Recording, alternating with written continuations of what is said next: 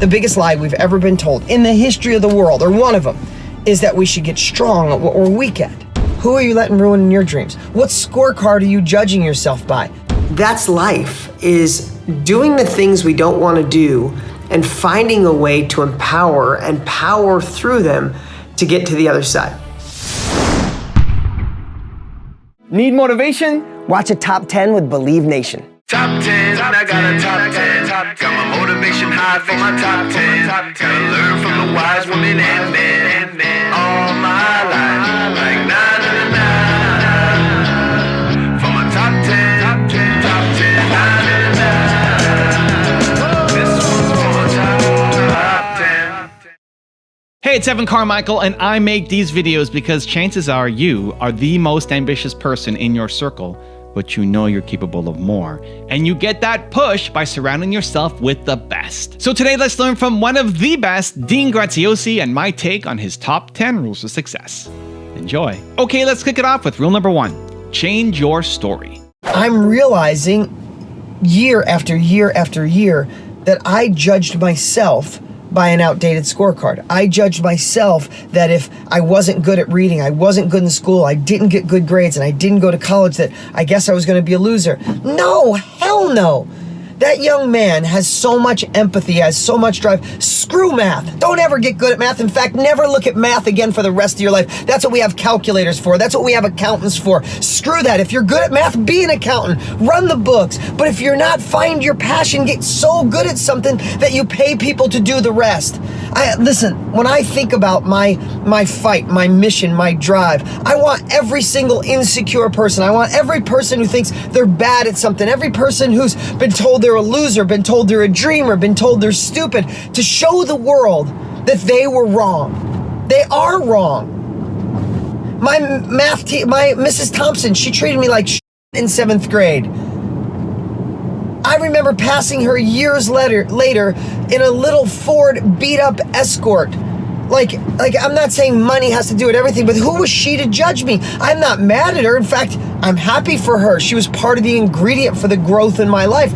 But Miss Thompson, later on in life, I found struggled all the time financially because she couldn't even get the regular teaching job. She had she was in the, helping me, the people that struggled, and she was frustrated because she couldn't even get raised up to the job she wanted. So she was pissed. She took it out on me. She had an outdated scorecard. And she projected that on me. But what if I didn't change? What if I didn't find out that she was wrong and I was right? I've impacted more lives in a day than she has in her entire life. And I'm not being rude, but I'm just being honest. She was a frustrated teacher. I found out also she was left-handed. Where she went to school when she was a little girl, because she was older, they thought left-handed was evil. They tied her left hand behind her back and made her right-handed. She was a frustrated teacher. And she almost ruined my dreams. Who are you letting ruin your dreams? What scorecard are you judging yourself by? Screw that. This is your time. This is your opportunity. This new world that we live in with access like you listening to me right now. I'm shooting this while I'm in my car because I'm going to a dentist appointment, but I had this on my heart. We have access to so much knowledge. We have access to information. There's more millionaires being made every day right now than ever before in history. This is your time. There's no better time. There's no different time. This is your time. But but the only way it'll happen is if you change the story in your head. If you say, I suck at math, I can never do this, I'm a loser. No, screw that. Never focus on math ever again. Maybe some people would tell you that my advice is bad. I'm sorry. It worked for me. It worked for every billionaire I've ever met, every multimillionaire I've ever met. I met presidents. I spent time with Joel Osteen. I've spent time with Michael Jordan. All of them have the same stuff. So could they be wrong? And my grumpy, miserable, frustrated 7th grade teacher was right? I don't think so. Change the scorecard. Change your desires. Find your passion. When people tell you stop dreaming, tell them, I'm sorry you gave up on yours. I'm not quite there yet. That's the response you need to share. Rule number 2, recognize and eliminate. I've failed miserably in my life, but I've had massive success. I'm sharing this with you today so you can avoid the potholes, so you can avoid the pitfalls, so you can go faster to your next level. Why go through your own trial and error when I've been here? So do this exercise. Don't just think about it. Don't just be inspired. Do it this week. Start writing down everything in your life. that makes you feel a little bit less than confident. Someone in your life, a relationship, watching the news, working on your weaknesses, redundant work, negative people, whatever it is, start recognizing it and start eliminating those things in your life. Start figuring out how you could push them out or become Teflon or switch it or adjust it or go on a 1 week news diet. Just go this week without watching one bit of news and use that time that you'd watch the news or surf online looking at stupid crap that doesn't do anything for your life. Use that time working on you. Read a book. Read Powerful by Peggy McCall. Read Shoe Dog by Phil Knight. Read Principles by Ray Dalio. Read something that takes you forward and eliminate the crap that holds you back. Rule number 3, surround yourself with a growth mindset. How important is it for you to surround yourself with a growth mindset? Okay, when I say a growth mindset, it's being around books, people, environment, videos that drive you, that push you, don't keep you back.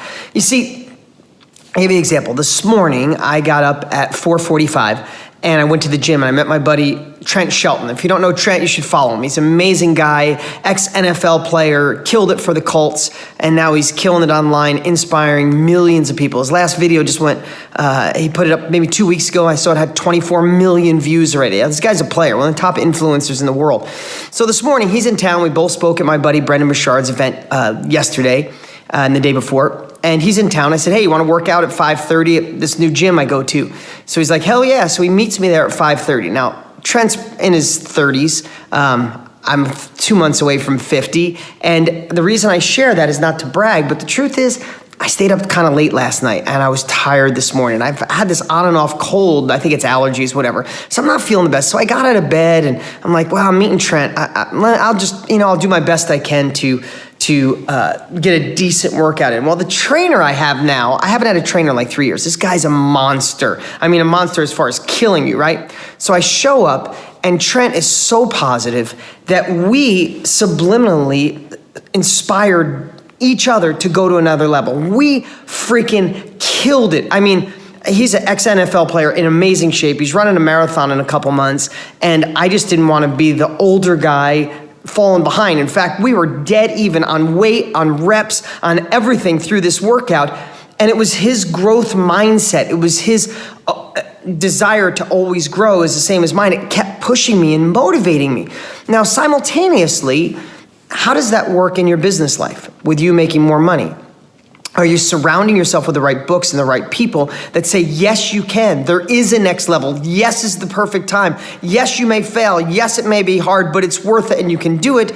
Or do you have people in your life that are saying, well, I don't know if it's the right time. I know it can work, but I don't know if it can work for you. Or maybe the market's too saturated, or it's just not your time, or you don't have the education or the right partners. Same when you go to the gym. If I would have showed up this morning and Trent would have said, man, I'm a little tired. I was up late. Yeah, me too. We would have screwed that workout up. It literally is that simple.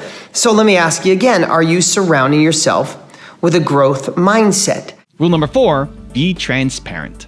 People want transparency, honesty, and authenticity on the deepest level you could possibly imagine.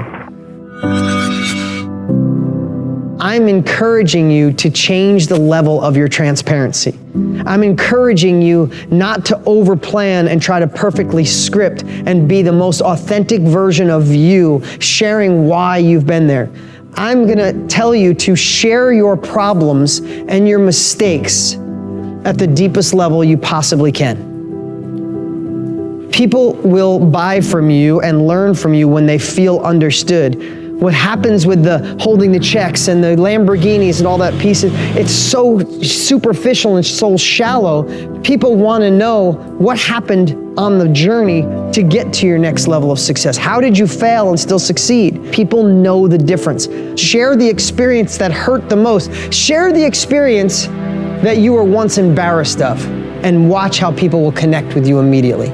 And I'm not talking about the sad story and then you leave them there. I'm talking about sharing that vulnerable moment, that the mistake you made, the thing you were embarrassed about, and then show them where you've come. They immediately will build rapport with you. So I'm going to encourage you to go one step further. I'm gonna encourage you to share with people the things that you hid, the things that you don't want anybody to know about, the things that you think people would judge you for. Those are the things that make you real. It doesn't matter what age you are. Be authentic, be enthusiastic. The biggest podcast I ever had, I shared the pain of going through a divorce last year. And I shared it authentically. I shared my pain. I shared that I had anxiety. I shared that I was human. And it went crazy. It was something that I was embarrassed of going through a divorce. I'm the success guy and I couldn't make my marriage a success. But I shared it with my heart and it went nuts. And we got tens of thousands of comments of people saying thank you. Share deeper, stronger, openly more. Because if you want to make an impact, let people know how much you care. So what's up, man? It's good to see you. I see you all over the place. I see you hustling. I see you impacting lives, doing amazing stuff on YouTube. I want to share whatever works for, your following, my following today. But I want to share, dude, your book, Built to Serve. You are built to serve. There's a difference when, I've been an entrepreneur for over 30 years. I've been in the self-education industry for 24. Doesn't even seem possible. But there's a lot of people that when you kind of meet your heroes or you meet the people behind the book, a habits book, a built to serve book, a time management. It's like you meet the guy with the time management book and he's late getting on stage and stressed out of his mind in the green room. Like there's no congruency is what I wanted to say. And before we chat today, I just want to honor you and give you congruency. What you wrote in this book is really who you are, man. You are built to serve. You reach out to my team all the time and want to help with YouTube and tell us what we're doing wrong. And you're not doing it because of finances. You're not doing it because you're trying to get an edge. You're doing it just because this is who you are, man. So I love seeing you out there. I love seeing you grow. I love seeing the impact you're making. Cool, man. Appreciate it. I'm still working on accepting compliments. So I'll just say thank you. Oh, then I'm going to keep doing it through this entire thing to make you feel uncomfortable. Oh, great. Classic Dean. All right, cool. Well, also in that story, you've been really helpful in getting that book out. I remember when I came to Puerto Rico and was trying to get feedback on pre-launch, you and Brendan Burchard took time backstage while you're doing your big event. People paid all this money to come there, and you took time over lunch for 40 minutes to do a deep dive on my strategy. And just super grateful that you guys did that. And you hooked me up with your warehouse and, a whole bunch of things that Dean's a big reason why the book has got out there. Just a little piece, man. Just what's up, everybody. I see the highs. So listen, appreciate everybody. I see all the cool comments coming in. So how can we deliver some value today? How do we help out? Besides, I do got to plug this. Like if you didn't check out Evan's Built to Serve, you should check it out. The truth is, I'm not all the way done. I freaking love it. My biggest problem is every book I read, Evan, I listen. I have such a hard time reading. I still have dyslexia. It still doesn't stick. So it's taken me longer. But when I actually read a book, it sticks. So highly recommend it. And it's just you. It's like it's having a 200-page conversation with you, which is always cool. Cool, man. Appreciate it. Well, I also have an audiobook version. I read it myself, so there's always. Oh, dude, please send that to me. Rule number 5, focus on your strengths. The biggest lie we've ever been told in the history of the world, or one of them, is that we should get strong at what we're weak at. The hell with that shit. Get amazing at what you're good at, because when you work on the things you're good at, the things that make you thrive and feel alive, your confidence goes up. When your confidence goes up, then everything else starts to get easier. You don't look at things as a problem, you look at things as a challenge. When you walk into the meeting to ask for the promotion, ask for the raise, ask for the partnership, you don't go, oh my God, will this work? Maybe I should be happy. You go, no, I got this. Rule number 6, understand cause and effect. When you think someone is being rude to you, someone doesn't want to be the partner, the relationship, there's no support, like all of these things that distract us from the things we really want, the money we want to make, the abundance we want to create, the company we want to create. We're letting all these things ding our inner confidence, the thing that allows us to feel loved and feel worthy, feel good enough. We're allowing someone else's cause and effect to create a new result in our life. So what if, from this point forward, every relationship you had, when you see the forward-facing thing, the taking the hat and throwing it in the woods for my son, or the friend stomping her feet because she didn't get her way, instead of saying, what did I do? Am I good enough?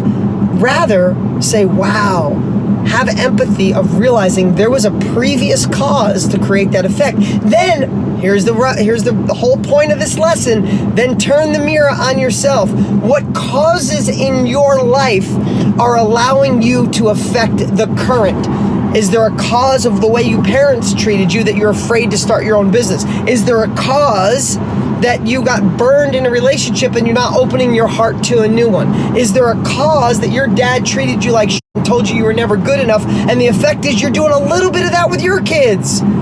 Start looking at it that way, and you'll have empathy for others, and you'll have acceptance of others, and you won't let them bug you or let you feel a certain way. They won't ding your confidence, and also you'll strengthen the relationships in your life, because believe me, you're gonna find crap that's lingering from your childhood, from previous relationships, from your parents, that you're screwing with other people where you could fix it. Rule number 7, invest in yourself. I remember hearing a story where this couple wanted their whole life, their dream, their desire, their whole life was to move to the West Coast and get a house on the ocean. Well, they saved up their whole life, pushing, they were delaying their happiness, delaying their gratification until they got this house. They get this house, they move in, it's paradise, it's heaven. The first month, every night, they're watching the sun go down, watching the sunsets, having a glass of wine, toasting, baby, we made it. Fast forward 6 months. This is a true story. At least the person who told me the story said it was a true story. 6 months later, the wife was like, honey, we have to get blinds put on the west-facing windows. It's so annoying. Every night when I'm cooking, the damn sun is coming through the windows, and it's so hard to pay attention. Wow. Their whole life to watch the sunsets over the ocean became annoying. So we have to watch what we're spending money on and make sure, is that feeding some significance that we're trying to prove to someone else? We're trying to prove that we made it. We're starting to show off the Rolex, show off the Lamborghini. Listen, I think everyone, if you need to, go through that phase. But here's the same thing I tell my kids, and I want to tell you. Figure out what success means to you on the deepest level possible. I went through the fancy watch phase of my life. I have hundreds of thousands of dollars worth of watches. I don't wear any right now. Not that I'd criticize anyone who does. I wear t-shirts all the time now. I have $1,000 sports jackets because I went through that phase. But what I'm realizing, and I'm realizing a little bit later in life, that's why I want to get to everybody, no matter what age you are, is that the moments in between are where the magic lives. So I asked you what you were spending money on. I want you to make sure you're investing enough money into you, into your personal growth, into the business you have, or into the business you want to create, or into growing yourself so you could be an entrepreneur, if that's the right word, like grow within your company. I don't care where you want to grow, but you need to grow. And I want to make sure you're spending money on things that give you an ROI, either an ROI on wisdom, an ROI on success, an ROI on memories, an ROI on happiness, an ROI on health. So I'm thinking, what I was thinking, even in my own life, and I want to share with you, is you need to create an audit of where your money is being spent, because here's what I know.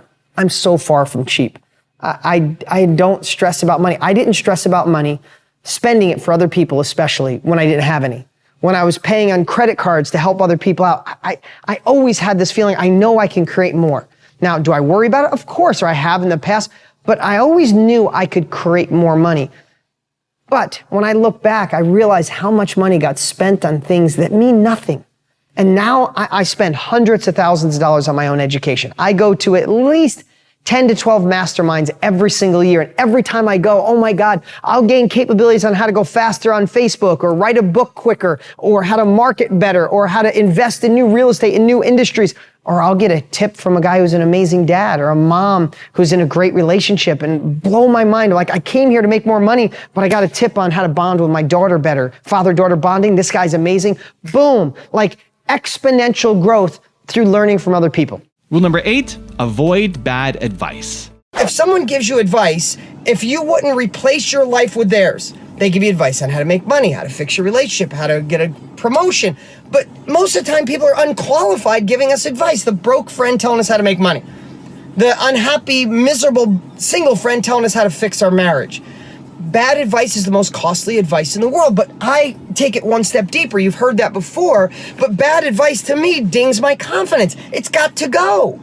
So if bad advice dings your confidence, then push the people out that are bringing you down and making you dim your glow. Push them out of your life, or if they're really close in your life, find a way to not let their words affect you unless you'd rather be them. Rule number 9, be willing to sacrifice. I'm recording this early Monday morning. I haven't had an inch of food, an ounce of food since Saturday because I'm doing a procedure. I'm doing a colonoscopy. I turned 50 this year. I got to get it done. I've been putting it off. And I want to share that with you, as crazy as that sounds, is because that's life, is doing the things we don't want to do and finding a way to empower and power through them to get to the other side. So let me just give you a little background. Not that you give a crap about this, but my grandfather and a couple of my uncles died of colon cancer. So every 5 years, I go get a colonoscopy. I went 5 years ago, they found some stuff, they said, just do it again, so I'm going, I'm fine, all that. But why am I sharing this? Because I love to eat. I've never fasted in my entire life. I'm skinny and I have to eat all day, every day, just to maintain this massive frame of mine. No, this 150 pounds I've been 150 pounds since right out of high school. I have to eat a lot. That's just the way I'm genetically made up. Not eating a meal drives me crazy. Nevertheless, 2 days and nothing but water. And then I made my kids a massive meal yesterday. I took them for ice cream last night because Sunday's our cheat day. I got up this morning, made them an amazing meal, and nothing. So you're saying, okay, Dean, who really cares about your colonoscopy and you're hungry? Ooh, big deal. But here's how I like to approach everything in life. And I think it's served me really well when it comes to success. Is there are so many things we don't like to do. I put this off for a little bit. I should have done it about 6 months ago. But then I just thought, what are the benefits of me getting this done? Well, peace of mind, massive peace of mind to know that I got nothing bugging me because I want to live to be 100 to be here for my kids and my grandchildren. Knowing it's out of the way, knowing a clean bill of health. I mean, think about this, right? I love that Indian proverb that says, a man who has his health has 1,000 wishes. A man who has none has just but one, or has but just one. I'm a little delirious right now without food. But anyway, the reason I'm sharing this today is I think this should be your wake-up call. I think this podcast that you're listening to right now, you're listening to for me for a reason. I kind of hit the same points over and over in different ways because that, I mean, if you like a good song, how many times do we listen to it? 100 times, 200 times, 500 times? Well, if there's a message that can empower your life, shouldn't you listen to it over and over until you finally freaking do it? I want you to think about today. This colonoscopy, I guess I got to say the pun. It's a real pain in the ass. From the food, I got to go get put to sleep today. I can't drive myself. It's such a pain in the ass. Starting your business is a pain in the ass. Obsessing on marketing more than just your product, sometimes a pain in the ass. Convincing your spouse, your friends, your family, your loved ones, your parents, your significant other that you're going to maybe phase out of your job and scale up your business, or you want to start that thing that fills your heart and go with your passion. You want to start music, an online career. You want to start selling stuff on Amazon, start real estate. All that can sound so scary to other people. So then you dim your glow. You turn your brightness down to match everybody else because it's going to be a pain. Listen, everything in life starts as something that's a struggle or annoying or hard or frustrating or scary. But if you just settle, then you just leave your life the way it is. I mean, if your life was absolutely perfect, you'd be listening to something different than my podcast. You want another level of life. And I'm here to tell you, it's just like this damn colonoscopy. I don't want to do it, but I want the results it's going to give me. I shared with you guys a message or a podcast about going to the gym and about focusing on after. Now I want you to talk about something even more serious. Is what in your life are you procrastinating on? What if this podcast was your wake-up call to be maybe the first time you've heard it and actually implemented it, that you're going to identify the things that you're hiding from, the things that you're tucking down, the things that you pretend you're too busy to do, the things you're procrastinating on, and turn your ship towards that? What if it's time to say enough is enough? I deserve a next level of life. I deserve more. That's why, I mean, as simple as this little colonoscopy thing is, I don't want to do it, but I want the end result. So I'm willing to sacrifice a little to benefit a lot. What are you avoiding the sacrifice on? It's time to sacrifice, and it's only little. Listen, Success is so awesome when you're there because not many people are willing to go through the struggle to get there. And rule number 10, the last one before a very special bonus clip, is have fun. Do I need to put shoes on over these or no? I got boots for you. There's the boots over there. I don't think they're gonna fit. Girl says, wow, you got big feet. You know what that means? I'm like, yeah, what? She goes, probably got big shoes. So here, just take this. You can pull some string like that. That's how you pull it.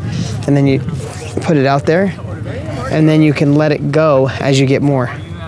You're doing so good, buddy. There are a lot of fish here. There is. They just don't feel like biting today.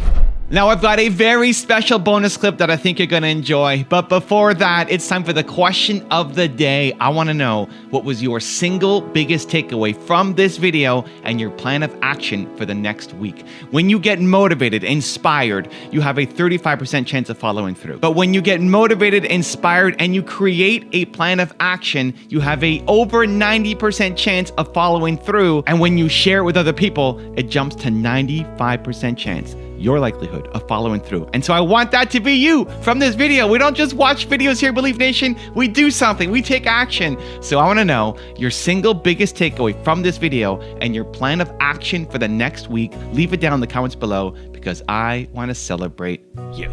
Let me tell you this story.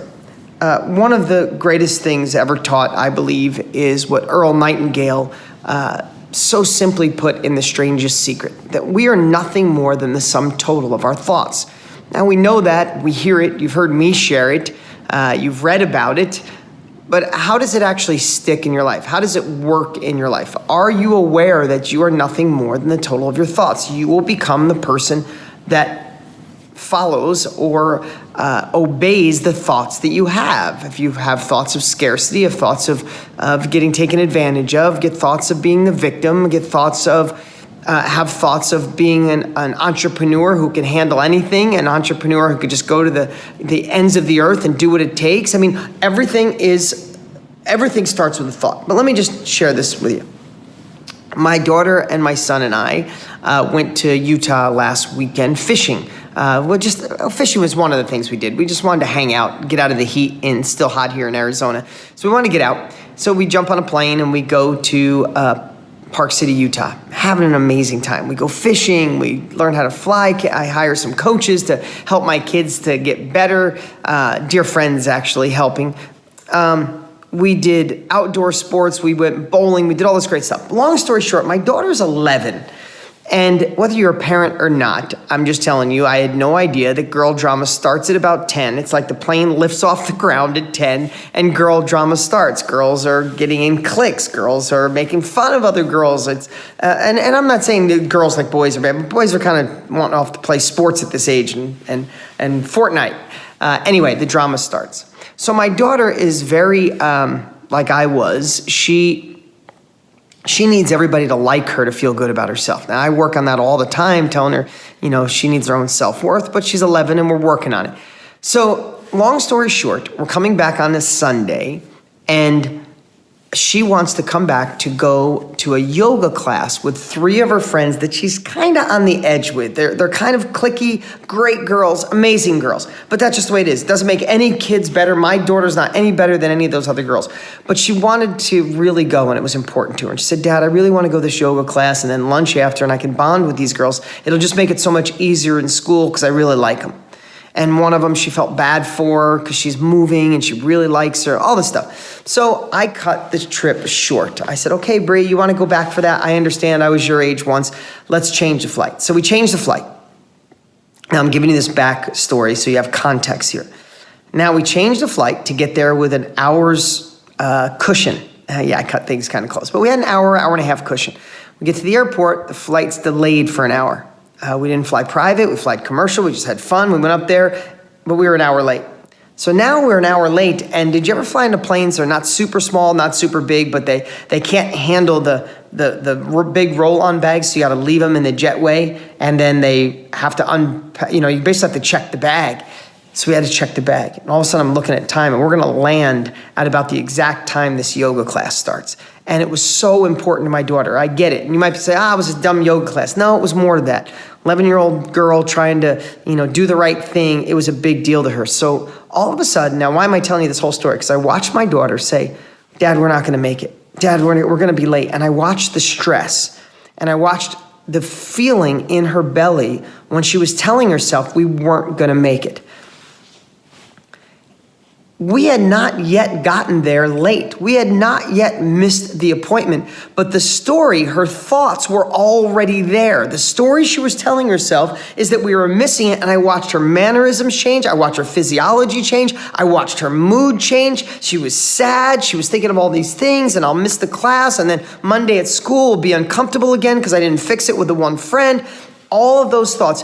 One thing, a delay in the flight triggered 15 other thoughts. She wasn't even my regular daughter. She was sitting there sad. So we're going, and I said, here's what I told her. I said, Bree, now kids don't want lessons all the time. As adults, we want them because we want to go faster. But I said, Bree, wouldn't it be better to think that we're going to make it? No matter what, we're going to make it there on time? Because whether we make it there on time, I'd rather have the better thought on the way than being sad. So in my head, all I kept saying is, however we're going to do it, we're going to make it. The flight's going to go a little quicker. We're going to get the bags quicker than we thought. I'll drive quicker. We'll get there. And I was fine. And I do this all the time, but I've had 50 years of being on this earth to figure it out. She's 11. So long story short, we get there on time. We got there 10 minutes early. Drop her off. She got a big smile on her face, but she was stressed for 2 hours. The poor thing. So I waited till the next day, and I said, Bree, really simple. We could have been late. But we weren't. But either we were late or not, wouldn't it have been better for your heart, for your health, for your happiness, for the end of a great trip in Utah with your dad and your brother? Wouldn't it have been great to say, you know what, we're going to make it. I'm going to be there in time, no big deal. I'm going to get there and I'm going to bond with my friends. It's going to be amazing, and Monday in school will be great. I said, what, is that what happened? She goes, yeah, that's exactly what happened. Monday went, she ended up telling me afterwards that Monday went great because they bonded. I said, wouldn't it have been better to tell yourself that story over and over, and you would have had a great plane ride? You wouldn't have had stress. You wouldn't have had worry. And she's like, wow, Dad, that's the first time I really understand what you say about being the witness of your thoughts, or looking at your thoughts, or judge your thoughts. So let me ask you, what thoughts could you change right now? Listen, I'll be completely transparent. My ex-wife, who I'm dear friends with, and divorce sucks, for lack of a better word, but we've done an amazing job at it. And the reason I'm bringing that up is because I watch her sometimes go down the path of having thoughts that'll drive her nuts. Like, why didn't it work out in the past? Why couldn't have we done something different? Or how come this is happening now? And I always tell her, I'm like, and I can watch her come right back. She'll get in a grumpy mood. I'll drop the kids off. She's like, hey, short with me. And I know she's letting thoughts get to her, which we all do. And then I remind her, she changes her thoughts. She's a completely different person. I remember listening to Wayne Dyer when he got diagnosed with leukemia. That's not what he passed away of, but when he got diagnosed with leukemia, he said he remembers telling himself, oh my God, I'm sick. I have leukemia. I'm not going to make it. And he felt like shit. He said, wait a minute. I have leukemia either way. The end result's going to be the same either way. So I'm just going to think I'm going to beat it. I'm going to be healthy. I'm going to be the example for leukemia victims or people with that disease. He changed it, and all of a sudden he was the happiest guy you ever saw with leukemia. Only because he changed one thing, his thoughts. So back to you. What thoughts are you having right now that don't serve you? They don't serve your bigger future. Judge them, analyze them. They are not you. There's two of us in there. Remember, you have double conversations all the time. You're not schizo. We have two conversations. You can be walking in a room while simultaneously you're saying, wow, why did they wear that? Or wow, this is a weird color painting that they put up on the wall. Like, we have two thoughts always going on in our head. So with those two thoughts, divide one to analyze your thoughts and be like, why the hell would you think that? Why would you think we're going to be late, miss it, and my friends aren't going to like me, when you can think I'm going to be on time and my friends are going to love me? One makes you feel happy, one makes you feel like One can say, I learned from a bad relationship and my next one's going to be amazing, or my past relationship, I screwed up, I suck, and I'm always going to be miserable. One makes you happy, one makes you sad. Wayne Dyer could have said, I have leukemia, this sucks, I'm gonna be sick, I'm gonna die. Or, I have leukemia, I'm gonna beat it, and I'm gonna still inspire the world. One makes you sad, one makes you happy. One makes you empowered, one takes away your power. Which one do you want? I'm asking you right now to think about this. What are the stinking thoughts that you're having in your head that are holding you back, causing you pain, making you suffer, and not allowing you to go to the next level? Analyze your thoughts this week more than ever before in your life.